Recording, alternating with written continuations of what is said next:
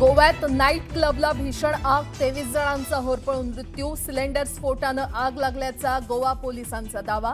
CM Pramod Sawant यांनी दिले चौकशीचे आदेश.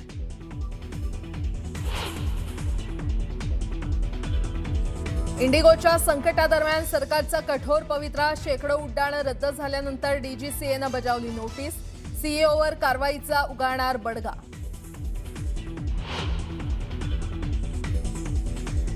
मनमानी विमान तिकीट आकारणाऱ्या एअरलाईन्सवर केंद्र सरकारचा बडगा. नागरी उड्डाण मंत्रालयानं प्रभावित रूटसाठी भाडं केलं निश्चित.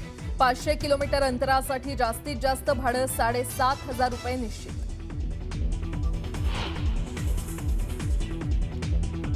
उद्यापासून सुरू होणाऱ्या विधिमंडळाच्या हिवाळी अधिवेशनापूर्वी आज चहापानाचं आयोजन. विरोधक सरकारला घेरण्याची शक्यता. एकनाथ शिंदे आणि रवींद्र चव्हाण डोंबिवलीत एकाच कार्यक्रमात. फोडाफोडीच्या राजकारणानंतर डोंबिवलीतील विकास कामांचं उद्घाटनाच्या कार्यक्रमाला दोघे एकत्र.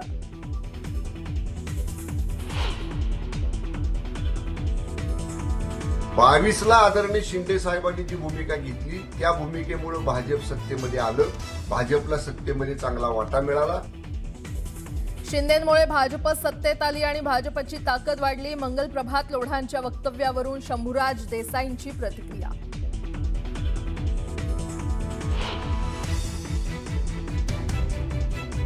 ठाकरे कुटुंबाच्या लग्न सोहळ्यात पंतप्रधान नरेंद्र मोदींची उपस्थिती. दिल्लीतील अमित ठाकरेंच्या मेहुण्याच्या विवाह सोहळ्यात राज ठाकरे आणि मोदी एकत्र.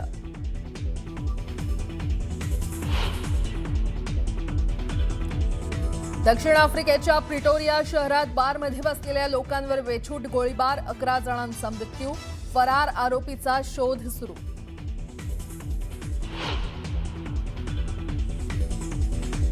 ऑस्ट्रेलियाच्या सिडनी जवळच्या जंगलाला भीषण आग. जंगलाजवळची घरं जळून खाक.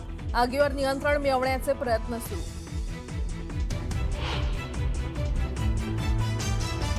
आणि विशाखापट्टणम वनडेत भारताचा दक्षिण आफ्रिकेवर शानदार विजय. यशस्वी जयस्वालची शतकी खेळी. रोहित विराटची अर्धशतक. तर भारतानं दक्षिण आफ्रिकेविरुद्धची मालिका 2-1 अशी जिंकली.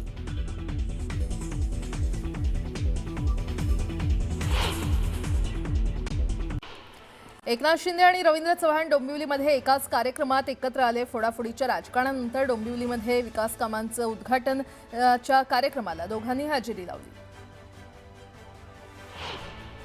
विरोधी पक्षनेते जाहीर करण्याची मागणी उद्धव ठाकरेंनी सरकारकडे केली आहे. तर उपमुख्यमंत्री पद संविधानिक नाही, ते तातडीनं बरखास्त करण्याचं वक्तव्य देखील त्यांनी केलं. पुण्यात शरद पवारांची राष्ट्रवादी महाविकास आघाडीतच लढणार आहे. पुणे मनपात दोन्ही राष्ट्रवादी एकत्र येणार नसल्याची माहिती आहे. शरद पवारांनी प्रशांत जगताप यांना शब्द दिलाय. मालाडमध्ये आरोग्य प्रशिक्षण केंद्राच्या लोकार्पणाआधी काँग्रेस आणि भाजप कार्यकर्ते आमनेसामने आले. गोंधळानंतर मंत्री लोढा आणि आमदार असलम शेख यांनी एकत्र लोकार्पण केलं.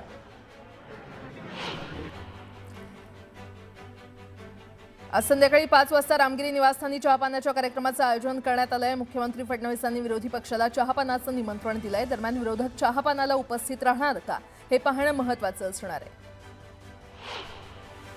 कोल्हापुरात महायुतीचं एकत्र लढण्यावर एकमत झालेलं आहे. शिवसेनेचे आमदार राजेश क्षीरसागर आणि मंत्री चंद्रकांत पाटील यांच्या बैठकीत हा निर्णय घेण्यात आला. कोल्हापूर जिल्ह्यातील सर्व 10 आमदार महायुतीचे असल्यानं हा निर्णय घेण्यात आल्याची माहिती आहे. ठाकरे कुटुंबाच्या लग्न सोहळ्यात पंतप्रधान नरेंद्र मोदींची उपस्थिती त्यांनी लावली. दिल्लीतील अमित ठाकरेंच्या मेहुण्याच्या विवाह सोहळ्यात राज ठाकरे आणि मोदी एकत्र आले होते. यवतमाळ नगर परिषदेसाठी 20 डिसेंबरला मतदान होणार आहे आणि यासाठी निवडणूक आयोगानं सुधारित कार्यक्रम जाहीर केलाय. उमेदवारांना 18 डिसेंबरच्या रात्री 10 वाजेपर्यंत प्रचार करता येणार आहे. पार्थ पवारांप्रमाणे झाडांनाही माफ करण्याची मागणी अमेय खोपकरांनी केली आहे. तपोवनातील वृक्षतोडीवरून त्यांनी सरकारला टोला लगावलाय.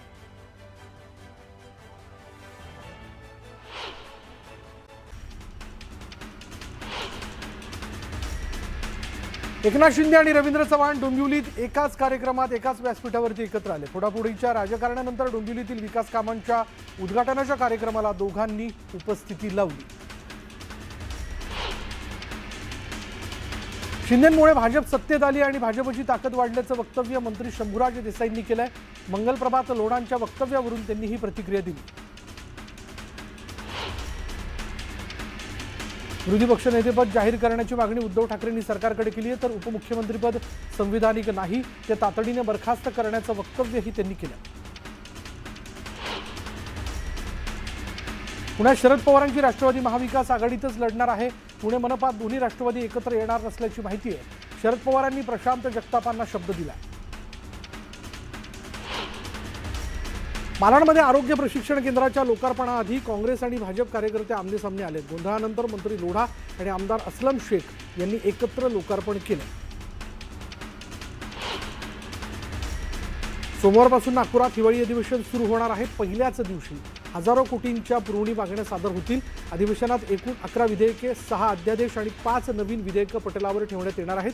फक्त 7 दिवसांचं अधिवेशन असल्यानं पहिल्यांदाच शनिवार रविवार ही कामकाज होणार आहे. उद्या संध्याकाळी 5 वाजता रामगिरी निवासस्थानी चहापानाच्या कार्यक्रमाचं आयोजन करण्यात आलंय. मुख्यमंत्री फडणवीसांनी विरोधी पक्षाला चहापानाचं निमंत्रण दिले. दरम्यान विरोधक चहापानाला उपस्थित राहणार का हे पाहणं महत्त्वाचं असणार आहे. कोल्हापुरात महायुतीचं एकत्र लढण्यावर एकमत झालंय. शिवसेनेचे आमदार राजेश क्षीरसागर आणि मंत्री चंद्रकांत पाटील यांच्या बैठकीत हा निर्णय घेण्यात आला. कोल्हापूर जिल्ह्यातील सर्व 10 आमदार महायुतीचे असल्यानं हा निर्णय घेण्यात आल्याची माहिती. ठाकरे कुटुंबाच्या लग्न सोहळ्यात पंतप्रधान नरेंद्र मोदींची उपस्थिती बघायला मिळाली. दिल्लीतील अमित ठाकरेंच्या मेहुण्याच्या विवाह सोहळ्यात राज ठाकरे मोदी एकत्र आले होते.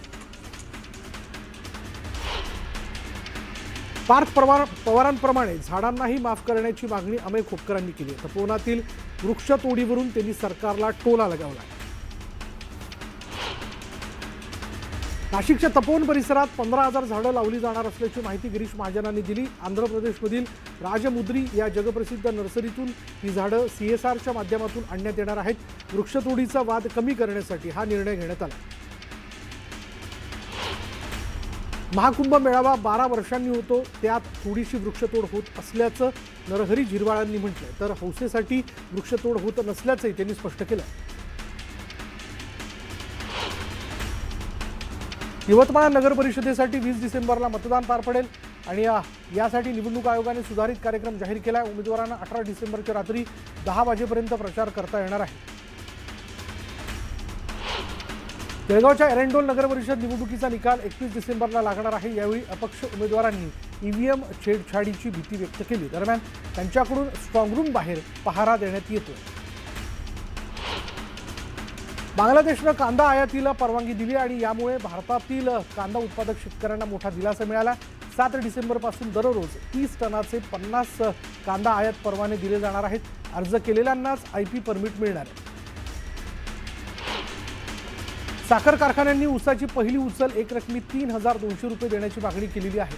स्वाभिमानी शेतकरी संघटनेचे नेते राजू शेट्टी यांनी ही मागणी केली. गोंदियात पणन कार्यालयासमोर शेतकऱ्यांनी आंदोलन केलं. धान पिकाचं बोनस तातडीनं देण्याची मागणी करण्यात आली. काही शेतकऱ्यांना काळ्या यादीत टाकल्यानं त्यांनी संताप व्यक्त केला. दिव्यांग महिला क्रिकेट संघाच्या उपकर्णधार गंगा कदम यांचा फुटाणा गावात सन्मान करण्यात आला. पालकमंत्री नरहरी झिरवाळ आणि खासदार आष्टीकरांच्या उपस्थितीत सत्कार करण्यात आला.